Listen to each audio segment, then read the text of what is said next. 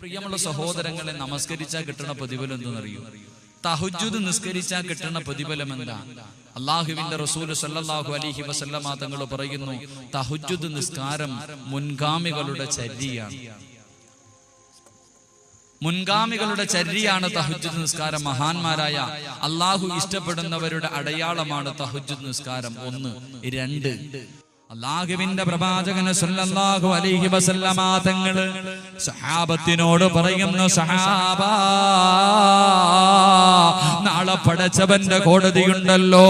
സ്വർഗത്തിന്റെ ആരാമങ്ങൾക്ക് നടുവിലൂടെ സ്വർഗവാസികൾ മുഴുവനും ആസ്വദിച്ച് നടക്കുകയാണ്.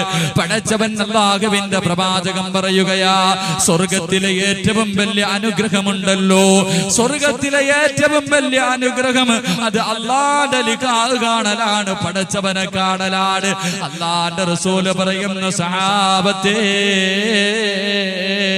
തഹജ്ജുദ് നിസ്കരിക്കുന്ന മനുഷ്യനുണ്ടല്ലോ, പാതിരാത്രിയിൽ എഴുന്നേറ്റ് 2 റക്അത്ത് നിസ്കരിക്കുന്ന മനുഷ്യനുണ്ടല്ലോ, അവൻ എന്നെ കാണാൻ കഴിയുമെന്ന് നബിയുനാ റസൂലുള്ളാഹി, അല്ലാഹുവിന്റെ പ്രവാചകൻ പറയുകയാണ്.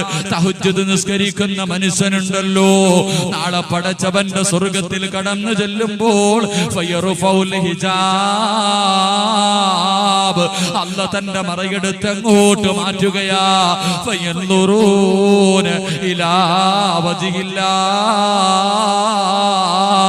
എല്ലാവരും അല്ലാഹുവിനെ കാണുകയാണ്, എല്ലാവരും പടച്ചവന്റെ ലിഖാഹ് കാണുകയാണ്. അവസരത്തിൽ അല്ലാഹു നമ്മുടെ മുന്നിലേക്ക് കടന്നു വന്നിട്ട്, പടച്ചവൻ നമ്മുടെ മുന്നിലേക്ക് കടന്നു വന്ന്, അസ്സലാമു അലൈക്കും യാ അഹ്ലൽ ജന്നാ, അല്ലാഹു നാളെ സ്വർഗത്തിൽ വെച്ച് സലാം പറയുമ്പോൾ അല്ലാഹുവിന്റെ റസൂല് പറയുന്ന, സഹാബത്തേ, പാതിരാത്രിയിൽ എഴുന്നേറ്റ് പടച്ചവനെ ഓർക്കുന്നവനുണ്ടല്ലോ, അവന് കിട്ടുന്ന 2ാമത്തെ പ്രതിഫലം, നാളെ സ്വർഗത്തിൽ വെച്ച് അല്ലാഹു സലാം പറയുമ്പോ അല്ലാഹുവിനെ കണ്ടു മടക്കാൻ അവന് ഭാഗ്യമുണ്ടെന്ന് നബിയുനാ റസൂലുള്ളാഹി സല്ലല്ലാഹു അലൈഹി വസല്ലമ തങ്ങൾ പറയുന്നു, നാളെ സ്വർഗത്തിൽ വെച്ച് അല്ലാഹു സലാം പറയും. സ്വർഗത്തിലെ ഏറ്റവും വലിയ അനുഗ്രഹം അല്ലാഹുവിനെ കാണലാണ്. എല്ലാവരും സ്വർഗത്തിൽ ഒരുമിച്ച് നിൽക്കുമ്പോ ഫയറുഫഉൽ ഹിജാബ്, തന്റെ മറയെടുത്ത് അങ്ങോട്ട് മാറ്റും. ഫയൻദുറൂന ഇലാ വജ്ഹില്ല, എല്ലാവരും അല്ലാഹുവിനെ കാണും. ആ അവസരത്തിൽ അല്ലാഹു പറയും, അസ്സലാമു അലൈക്കും യാ അഹ്ലൽ ജന്ന.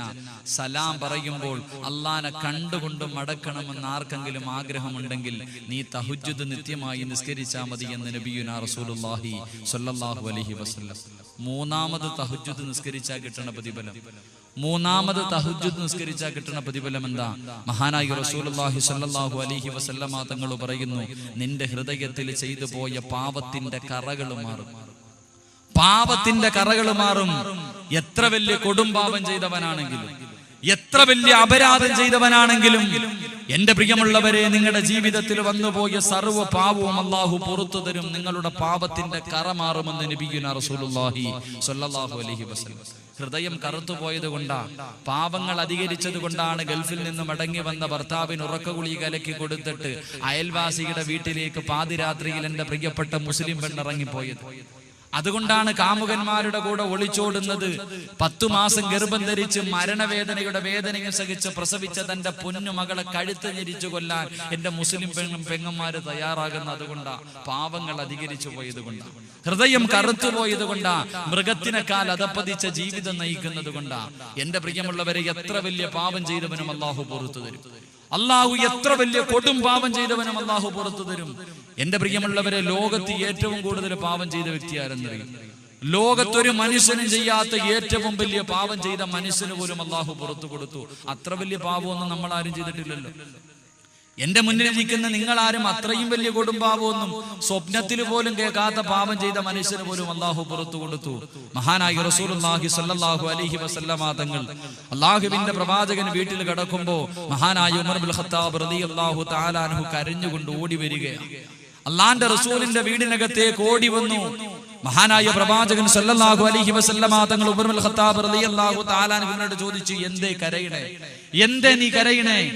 അല്ലാഹുവിന്റെ റസൂലിനോട് മഹാനായ ഇബ്നുൽ ഖത്താബ് റളിയല്ലാഹു തആല അൻഹു പറഞ്ഞു, പത്ര നബിയെ, കഅബയുടെ കില്ല പിടിച്ചിട്ട് ഒരു ചെറുപ്പക്കാരൻ നിന്ന് കരയുന്ന നബിയെ, കഅബയുടെ കില്ല പിടിച്ചിട്ട് ഒരു ചെറുപ്പക്കാരൻ നിന്ന് കരഞ്ഞുകൊണ്ട് ദുആ ചെയ്യുന്നു. ആരെല്ലാം വന്ന് പിടിച്ചു മാറ്റിയിട്ടും ആ മനുഷ്യൻ മാറുന്നില്ല.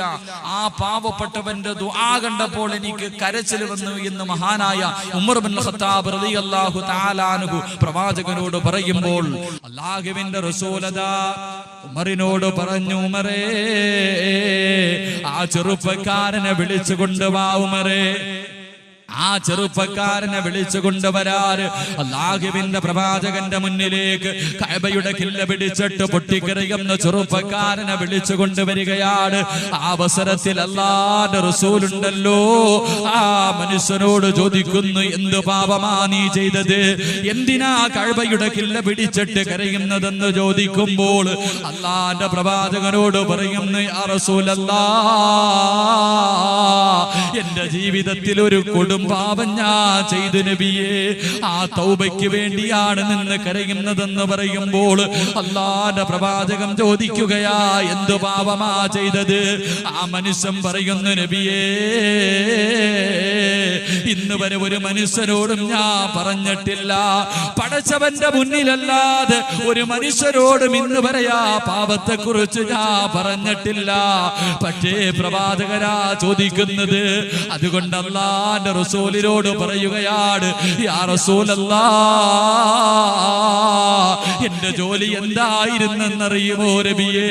അതാ ആരെങ്കിലും മരണപ്പെട്ട് കഴിഞ്ഞാൽ, എന്റെ നാട്ടിൽ ആരെങ്കിലും മരണപ്പെട്ട് കഴിഞ്ഞാൽ അവരുടെ മയ്യത്ത് കബറടക്കാൻ പള്ളിക്കാട്ടിലേക്ക് ഞാനും പോകും നബിയേ,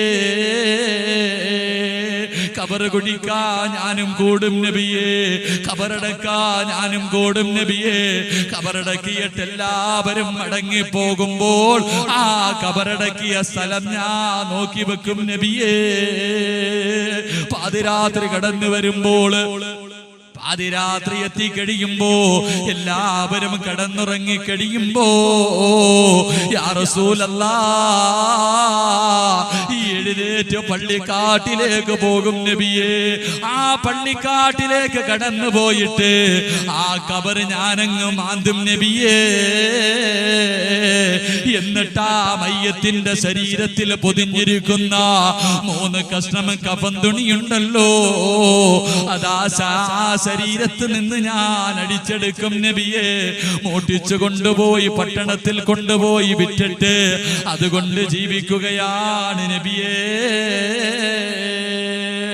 എന്നിട്ടാ മനുഷ്യൻ പറയുകയാണ്, യാ റസൂലല്ലാഹ്, ഒരു ദിവസമുണ്ടല്ലോ, ഒരു ദിവസമുണ്ടല്ലോ, 7 വർഷങ്ങൾക്ക് മുമ്പ് എന്റെ നാട്ടിലൊരു സുന്ദരിയായ പെണ്ണ്, ഏത് ചെറുപ്പക്കാരനും ആഗ്രഹിക്കുന്ന ഈ യുവത്വത്തിന്റെ നടുവിലൂടെ നടന്നു പോകുന്ന ചെറുപ്പക്കാരിയായ തൊലിവെളുപ്പുള്ള ഒരു സുന്ദരിയായ സാലിഹത്തായ പെണ്ണ് മരിച്ചു നബിയേ. ആ പെണ്ണിന്റെ മയ്യത്ത് കൊണ്ടുപോയി കബറടക്കി നബിയെ. കബർ നോക്കി വെച്ച് നബിയെ. പാതിരാത്രിയിൽ എല്ലാവരും അവരുടെ കൂരയ്ക്കകത്ത് കടന്നിറങ്ങുമ്പോൾ ആരും അറിയാതെ ആ കബറിന്റെ പുറത്തേക്ക് ഞാൻ നടന്നു നബിയേ. ആ കബറിന്റെ മുന്നിലേക്ക് നടന്നു പോവുകയാണ്. അതാ കബറങ്ങോട്ട് മണ്ണുകൾ വെട്ടി മാറ്റുകയാണ്. ആ കബറിനകത്ത് പലകകൾ മറകി മാറ്റുകയാണ്. എന്നിട്ട് യാ റസൂലല്ലാഹ്, ആ കബറിനകത്തേക്ക് ഞാൻ ഇറങ്ങി നബിയേ. ആ പെണ്ണിന്റെ കബറിനകത്തേക്ക് ഇറങ്ങിയിട്ട്, ആ യുവതിയുടെ കബറിനകത്തേക്ക് ഇറങ്ങിയിട്ട് ആ പെണ്ണിന്റെ ശരീരത്തിൽ കഫം പൊതിഞ്ഞിരിക്കുന്ന തുണി ഞാൻ എടുത്തു മാറ്റി നബിയേ. അല്ലാഹുവിന്റെ പ്രവാചകരോട് പറയുകയാണ്, യാ റസൂലല്ലാഹ്, ആ പെണ്ണിന്റെ ശരീരത്തിൽ നിന്ന് കഫൻ തുണി അഴിച്ചു മാറ്റി കബറിൽ നിന്ന് മുകളിലേക്ക് കേറുമ്പോ ആ പെണ്ണിന്റെ പെണ്ണിന്റെ ശരീരത്തിലേക്ക് ഞാനൊന്ന് തിരിഞ്ഞു നോക്കി നബിയേ. സുന്ദരിയായ ചെറുപ്പക്കാരിയായ വെളുത്ത ശരീരമുള്ള പെണ്ണിന്റെ ശരീരം കണ്ടപ്പോൾ എനിക്ക് വികാരം തോന്നി നബിയേ. ആ പെണ്ണിനെ കബറിനകത്തിട്ട്, ആ മരിച്ച പെണ്ണിന്റെ മയ്യത്തിനെ കബറുമാന്തിയിട്ട് കബറിനകത്തിട്ട് ഞാൻ വ്യഭിചരിച്ചു നബിയേ. അല്ലാഹുവിന്റെ പ്രവാചകന്റെ മുന്നിലേക്ക് പൊട്ടിക്കരഞ്ഞുകൊണ്ട് ആ ചെറുപ്പക്കാരൻ ഈ പാപം അങ്ങോട്ട് പറയുമ്പോ അല്ലാഹുവിന്റെ റസൂലിന്റെ കണ്ണ് നിറയുകയാണ്. പ്രവാചകന് തളർന്നു പോവുകയാ. അല്ലാഹുവിന്റെ റസൂല് മിണ്ടാതിരിക്കുകയാണ്. പ്രവാചകൻ പറയുന്നു, എന്റെ മുന്നിൽ നിന്ന് മാറിപ്പോകണമെന്ന് പറഞ്ഞു വിടുമ്പോൾ ആ പ്രിയപ്പെട്ട ചെറുപ്പക്കാരനുണ്ടല്ലോ മരുഭൂമിയിലേക്ക് കടന്നു ചെല്ലുകയാണ്. പ്രവാചകന്റെ വീടിനകത്ത് നിന്ന് വെളിയിലേക്ക് ഇറങ്ങുകയാ. എന്നിട്ട് മുട്ടുകുത്തി മരുഭൂമിയിൽ ഇരുന്നിട്ട് തന്റെ തലയുടെ മുകളിലേക്ക് മണല് വാരി എറിഞ്ഞിട്ട് പടച്ചവരോട് പറയുകയാണ്, അല്ലാഹുവേ, ഈ ഒരു പാപം ചെയ്ത് നിന്നോടല്ലാതെ മറ്റാരോടും ഞാൻ പറഞ്ഞിട്ടില്ല അല്ലാ. ഈ 7 വർഷമായി കഅബയുടെ കില്ല പിടിച്ചിട്ട് പൊട്ടിക്കരഞ്ഞു ദുആ ചെയ്യുകയാണ്. ഇന്ന് നിന്റെ പ്രവാചകൻ ചോദിച്ചപ്പോൾ, നിന്റെ പ്രവാചകരോട് പറഞ്ഞപ്പോ അവിടെ നിന്നെ ആട്ടി ഓടിക്കുന്നു റബ്ബേ. പൊട്ടിക്കരഞ്ഞുകൊണ്ട് പടച്ചവന്റെ മുന്നിലേക്ക് കൈകൾ നീട്ടിയിട്ട് ആ പ്രിയപ്പെട്ട ചെറുപ്പക്കാരൻ ദുആ ചെയ്യുമ്പോ അല്ലാഹുവിന്റെ പ്രവാചകന്റെ മുന്നിലേക്ക് ജിബ്രീൽ കടന്നു വന്നിട്ട് പറയുകയാണ്, യാ റസൂലല്ലാഹ് ഖുൽ യാ ഇബാദിയല്ലദീന അസ്റഫൂ അലാ അൻഫുസിഹിം ലാ തഖ്നതൂ മിർ റഹ്മത്തില്ലാഹ്. നബിയേ, എന്റെ ദാസന്മാരോട് പറ നബിയേ, അവരെത്ര വലിയ അക്രമം ചെയ്താലും, അവരെത്ര വലിയ കൊടുംപാപം ചെയ്താലും അവരോടൊന്ന് ചോദിക്കാൻ പറ നബിയേ. അവര് തൗബ ചെയ്താൽ ഞാൻ സ്വീകരിക്കും നബിയേ. റസൂലുള്ളാഹി സ്വല്ലല്ലാഹു അലൈഹി വസല്ലമ തങ്ങൾ പറയുന്നു, തഹജ്ജുദ് നിസ്കരിക്കുന്ന മനുഷ്യന്റെ ഹൃദയത്തിലെ പാപത്തിന്റെ കറകൾ മാറും. 4 തഹജ്ജുദ് നിസ്കരിക്കുന്ന ഒരു മനുഷ്യന് കിട്ടുന്ന 4ാമത്തെ പ്രതിഫലം, എൻ്റെ പ്രിയമുള്ള സഹോദരങ്ങളെ, അവൻ പാപത്തിലേക്ക് കടന്നു പോകുമ്പോൾ, പാപം ചെയ്യാൻ അവൻ കടന്നു പോകുമ്പോൾ, പാപത്തിന്റെ സാഹചര്യങ്ങളിലേക്ക് അവൻ പെട്ടുപോകുമ്പോൾ, ശൈത്താന്റെ ചതിയിൽ അകപ്പെട്ടു പോകുമ്പോൾ അവനെ ആ പാപത്തിൽ നിന്ന് അവന്റെ നമസ്കാരം തടയുമെന്ന് നബിയുനാ റസൂലുള്ളാഹി സ്വല്ലല്ലാഹു അലൈഹി വസല്ലം. തഹജ്ജുദ് നിസ്കരിച്ച എൻ്റെ പ്രിയപ്പെട്ട ചെറുപ്പക്കാർ, എത്ര വലിയ സുന്ദരിയായ പെണ്ണാണെങ്കിലും ആരും അറിയാതെ വീടിനകത്ത് കഥകടച്ചിട്ട് മടിയറയ്ക്കകത്ത് തന്റെ ശരീരത്തിലുള്ള സർവ്വ തുണികളും അടിച്ചിട്ടിട്ട് ആരും അറിയില്ലടാ എന്റെ മോഹം ഒന്ന് സാധിച്ചതാടാ എന്ന് പറയുമ്പോ, ഇന്നി അഖാഫുല്ലാ, എടീ പെണ്ണെ, എനിക്ക് പടച്ചവനെ പേടിയാണെന്ന് പറഞ്ഞ് ഇറങ്ങിപ്പോകാൻ കഴിയുമെന്ന് നബിയുനാ റസൂലുള്ളാഹി സ്വല്ലല്ലാഹു അലൈഹി വസല്ലം. അതുകൊണ്ട് തഹജ്ജുദ് നിസ്കരിക്കുന്ന മനുഷ്യൻ നാളെ ഹിസാബില്ലാതെ സ്വർഗ്ഗത്തിൽ കിടക്കുമെന്ന് നബിയുനാ റസൂലുള്ളാഹി സ്വല്ലല്ലാഹു അലൈഹി വസല്ലം. അല്ലാഹു സുബ്ഹാനഹു വ തആല നിത്യമായി മരിക്കുവോളം തഹജ്ജുദ് നിസ്കരിക്കാനുള്ള ഭാഗ്യം നൽകി അനുഗ്രഹിക്കുമാറാകട്ടെ.